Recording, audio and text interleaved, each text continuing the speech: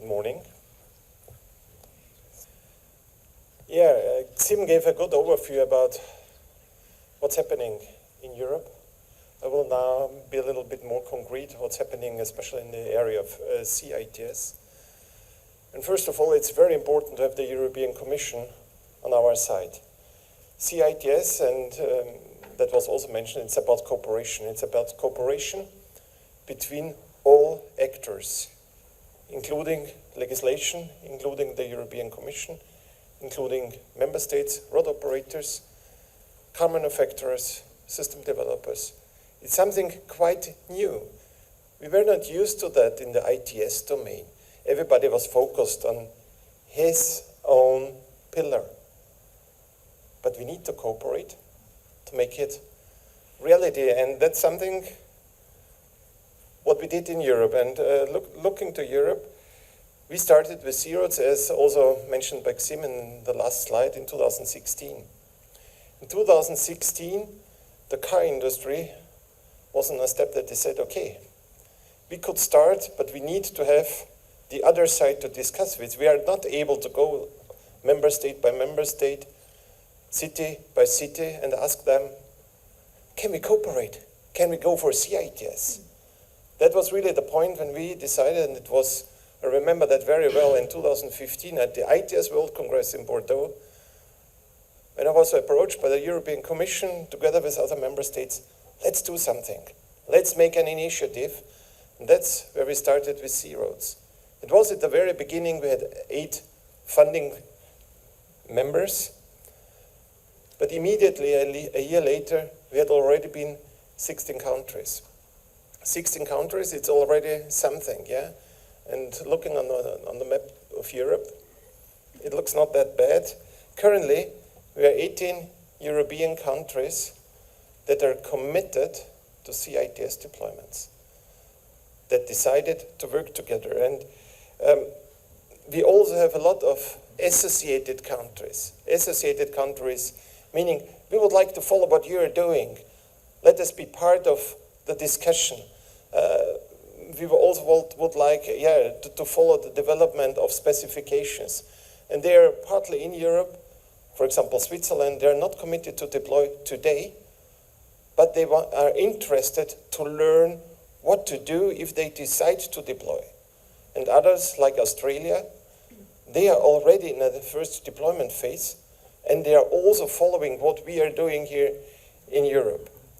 And we started with the motorways, because in motorways in Europe, between the countries, there you have big problems on interoperability and to ensure that you have a continuous service between the one and the other country. But we also recognized that we need to look to the cities.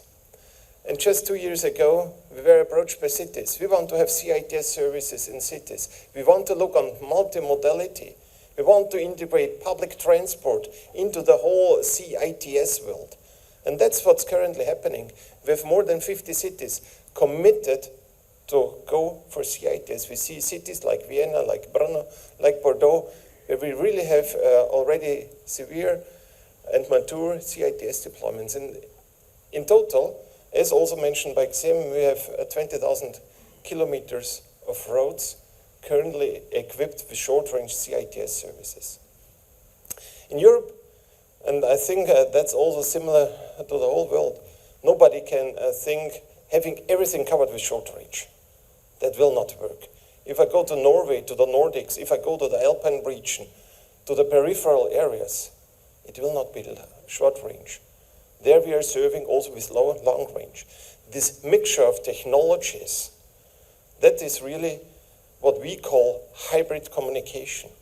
It's about the services. We are aiming for the services, and for the communication, we are using what's there.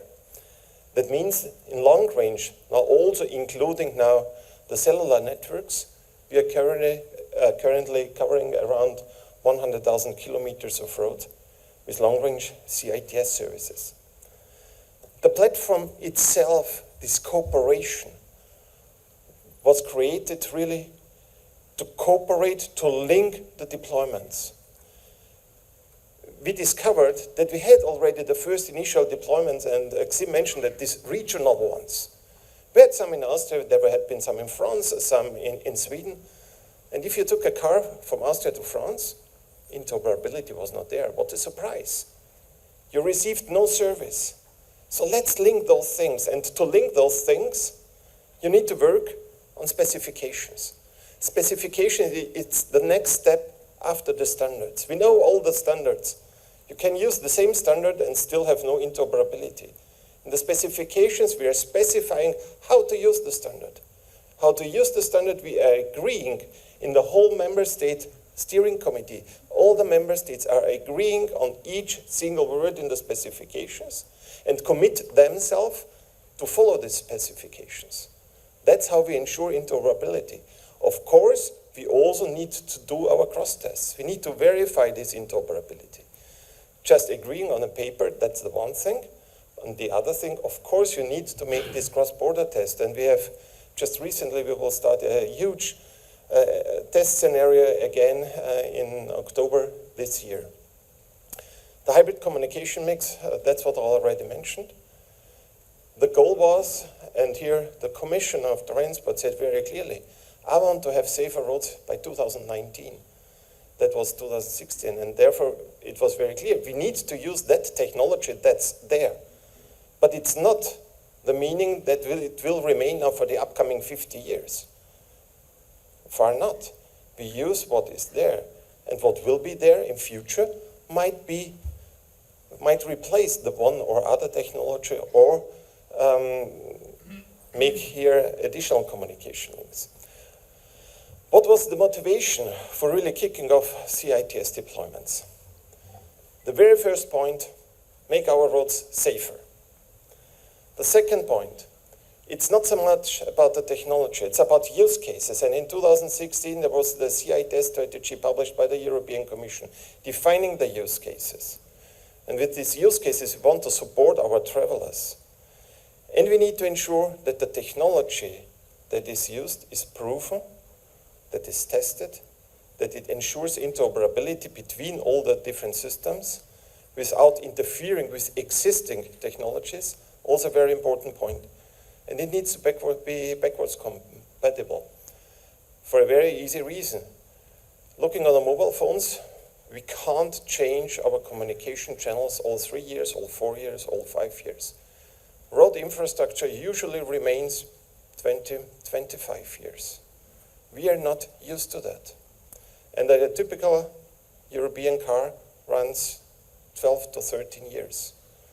And here we need to ensure that even in 10 years, we can still support cars that are equipped today and that we still can have the benefit out of CITS. Similar to Gzim, I have also additional slides, which I will make very fast. The services, I think they are well known and they are also published. We have a lot of specifications, and I all invite you, if you are not aware and not familiar with the specifications, go to the C-Roads homepage. You can download, it's not directly correct, so you can send me an email via the website and you will receive all specifications. They are publicly available. It's not a secret. We want everybody to use them because we want to make our roads safer. Hybrid communication mix, I mentioned that. Security, a very important element, driven by the European Commission, very and highly important for us. And even as important, cooperation. Cooperation with the car industry in the car-to-car communication consortium, cooperation with the toll operators to ensure no interference with existing tolling systems, cooperation with the standardization organizations like TATEX2, cooperation with other platforms like EU EAP, cooperation with a platform called Polis with the cities. That's now the next step, just recently signed.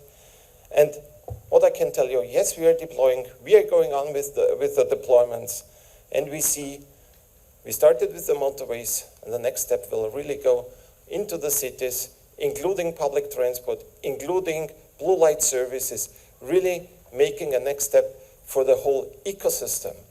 Not just CITS as a service, but CITS as a new cooperative ITS ecosystem approach.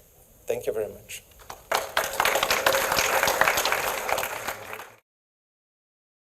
the ITS directive itself is the foundation.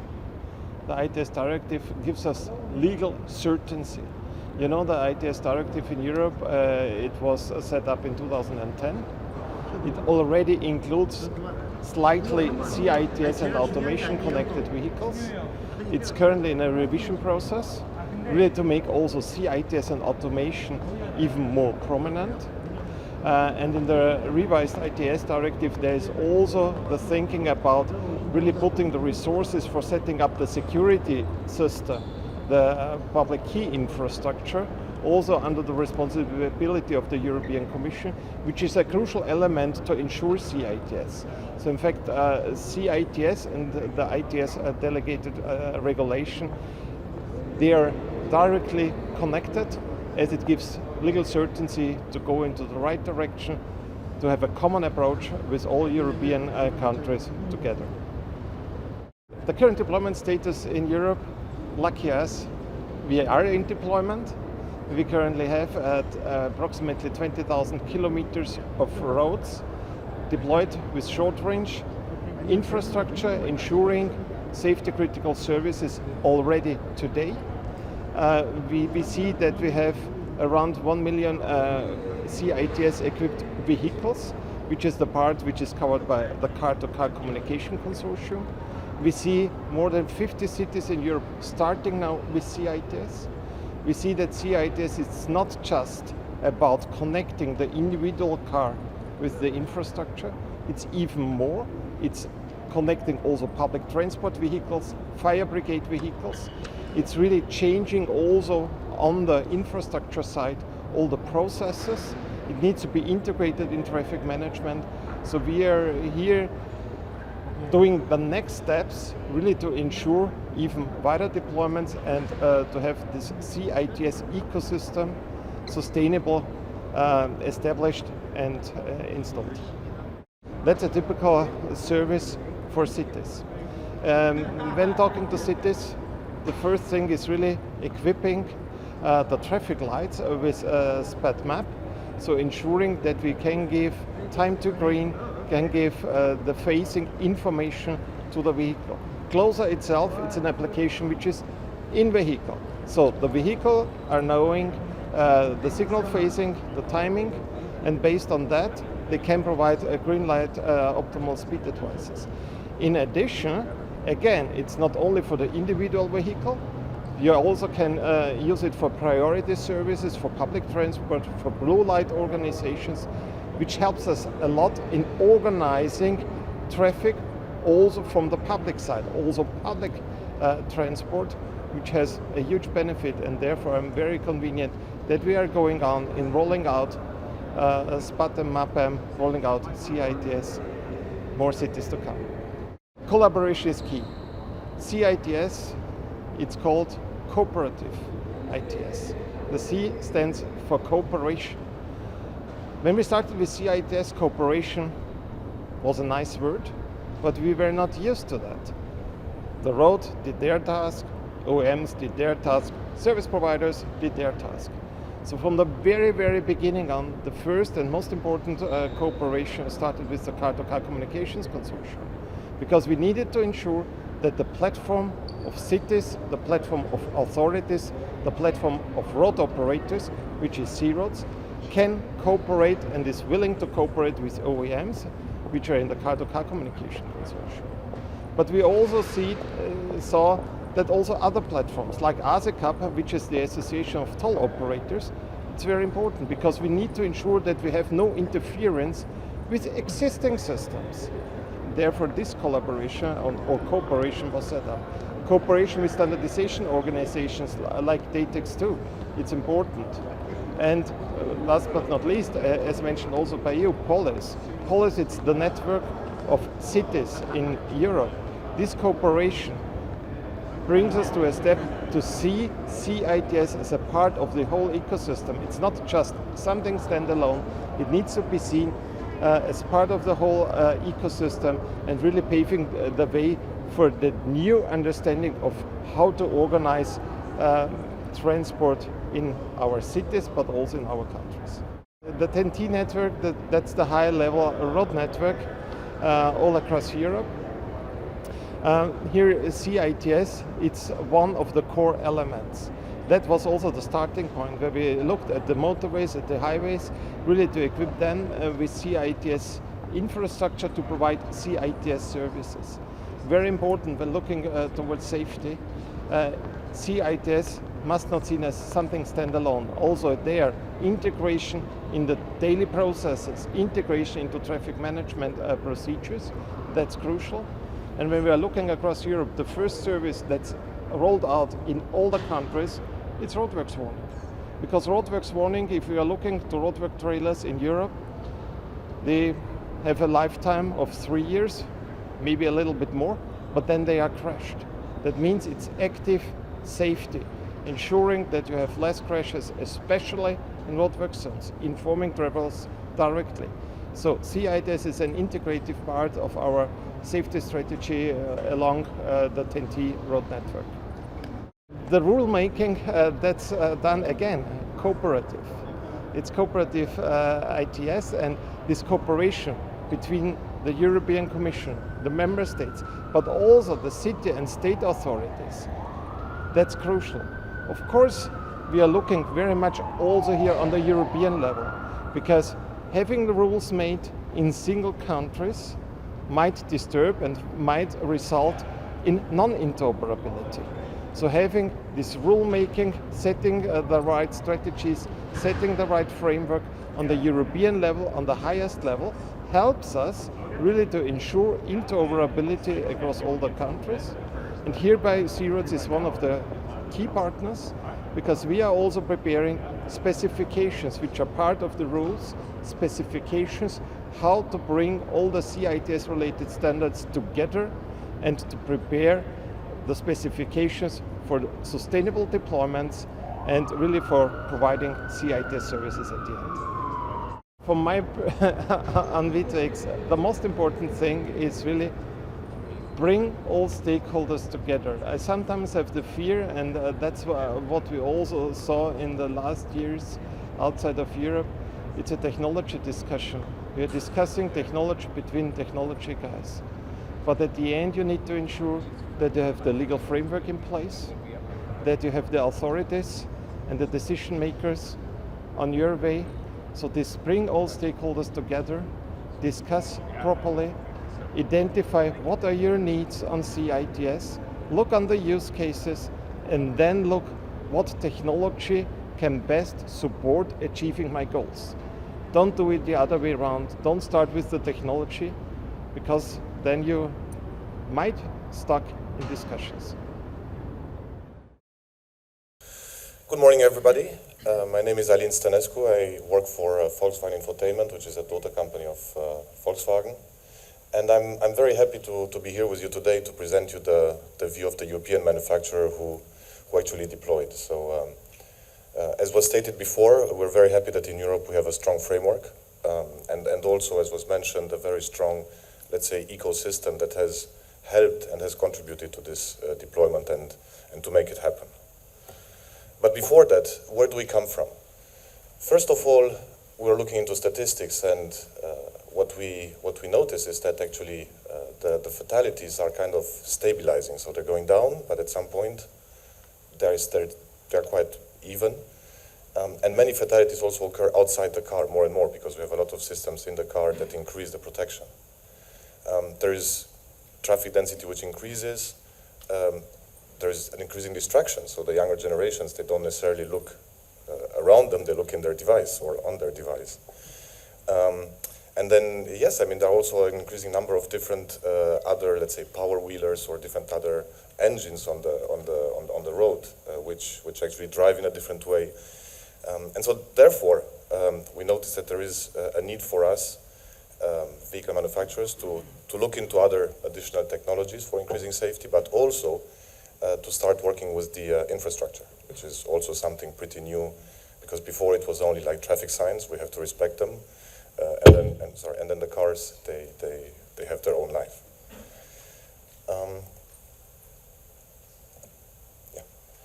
As I was mentioning, before that we had passive safety systems, which are also then mandated by NCAP and other different regulations.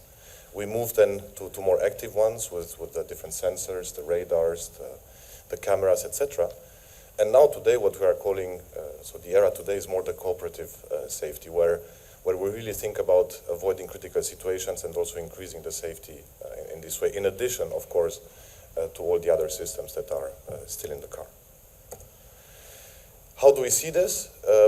Where actually we have differentiated between the different times. So we look, for example, at the time of the crash. Before that, we have different time frames. So there is, of course, what we can do with the back-end communication and also direct communication. So it's more of an informative nature. That we talk about, traffic jams ahead or things that are not so critical that can happen in the future, can be more predictable. But then the more we come towards the moment of the impact or of the crash or of the risk, we see that direct communication is more and more important. It's an additional sensor, but it also helps us with a lot of warning messages when, for example, we have broken down vehicles on the road, or when there is an end of queue, like for example a traffic jam. It's a very, very dangerous situation. And there we really see that the direct communication is really important. It has the latency requirements, and then it's also always there.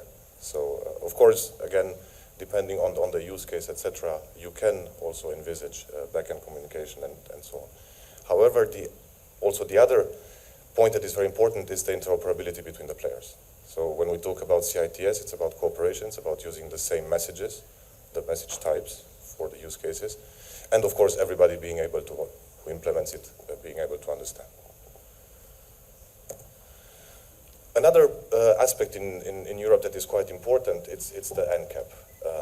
And we notice now, so we have more and more CITS mentioned there in the Euro NCAP, the roadmap. So already today there are certain, not requirements, but basically mentions of CITS. But starting with 2025 and particularly 2027, there is a strong reason and a strong, let's say, argument coming from the NCAP perspective for us to implement CITS in the cars.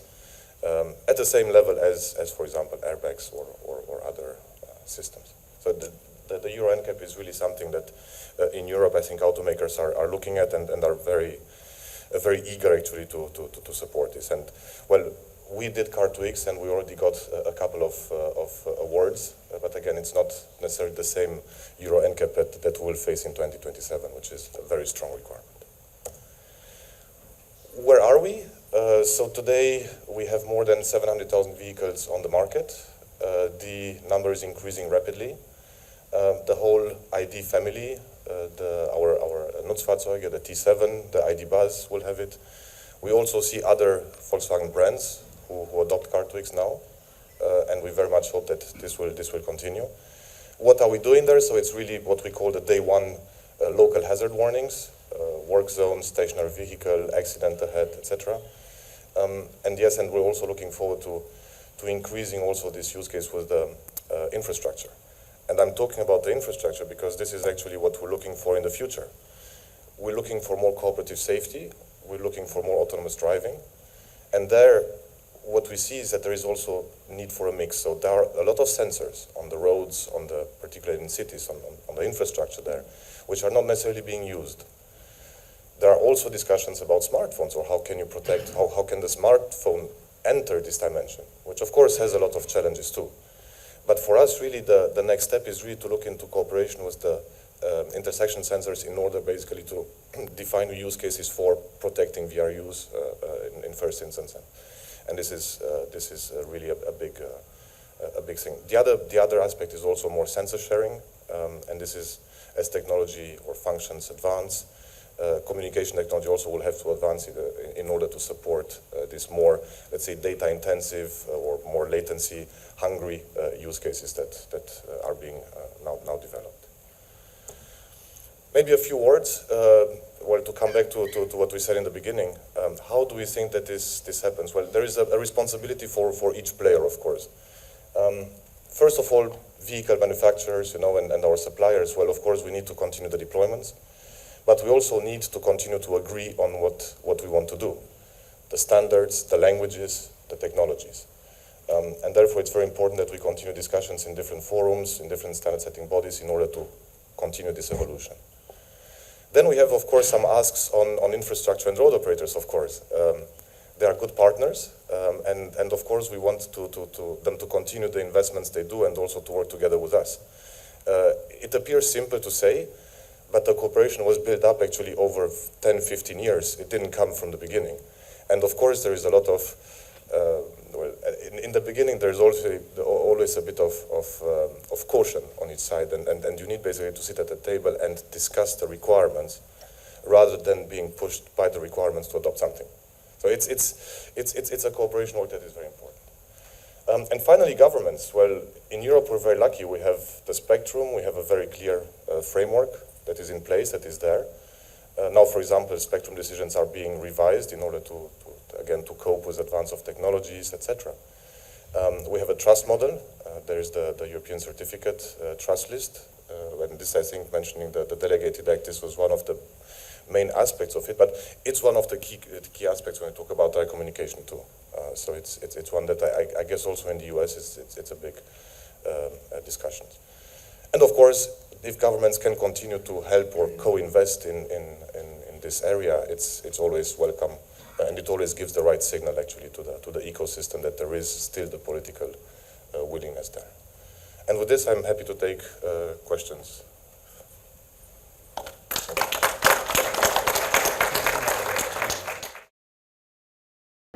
Yeah, so in Europe we have the Euro NCAP, which is very important for driving actually the adoption of V2X, of Car2X. It is really the mechanism whereby via a soft approach you are being required to get certain stars. And the rating is very important, and of course now what we see is that Car2X is moving from a optional would be good to have to something that is really asked for by Euro NCAP, and it's actually a key component of it. So this is, we expect that this will drive further adoption. It will start probably in 2027, and we very much hope that other manufacturers will join. For us, it's really a key pusher for this technology. Yes, so V2I is a key component. So far, I mean, the first use cases that we saw are really V2V. It's end of queue or hazard vehicles or so on. The infrastructure dimension is key. So for example, we see it in Austria, we see it in Germany. For example, the vehicles, the emergency vehicles to be equipped, it's very, very important. But also when the mobile work trucks, which are stationed here and there, which can represent a danger, and sometimes you see them completely crashed on the highway, those will also communicate with the cars. It's a first step, and it's really a great thing.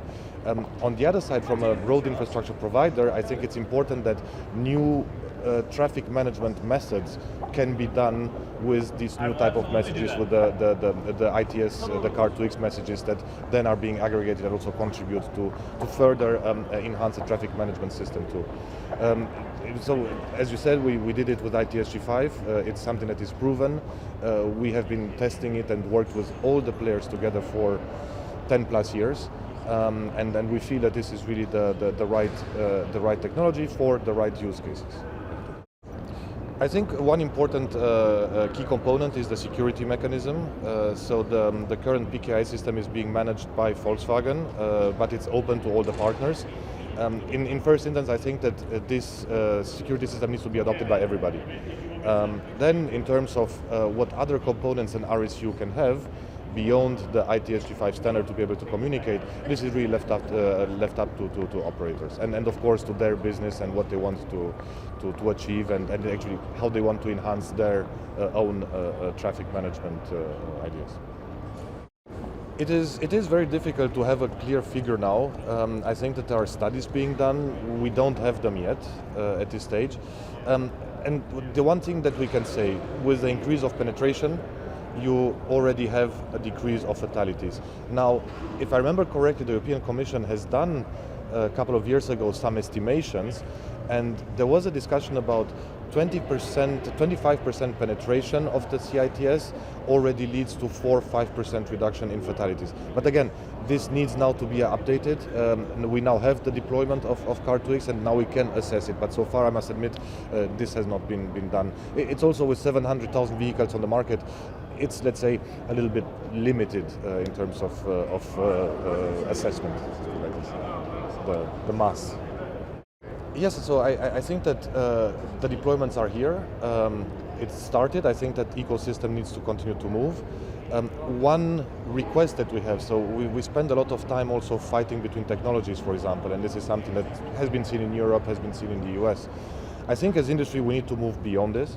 We need to now think about the day two. So we all talk about autonomous driving, automation. We need to see what the requirements are and then to choose the technology according to how it fulfills the requirements. So far we've been really working in parallel, but I think we really need to put clear ideas on the table, to discuss it again all together, and then to be able to continue the standardization that has been done and that is important to continue.